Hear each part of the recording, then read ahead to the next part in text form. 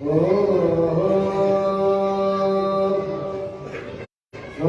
बच्चे अल्लाह का कुरान दिया रब दा खासे नाम दिया रब दा खासे नाम छोटे बच्चे अल्लाह का कुरान दिया रब दा खासे नाम दिया रब दा खासे नाम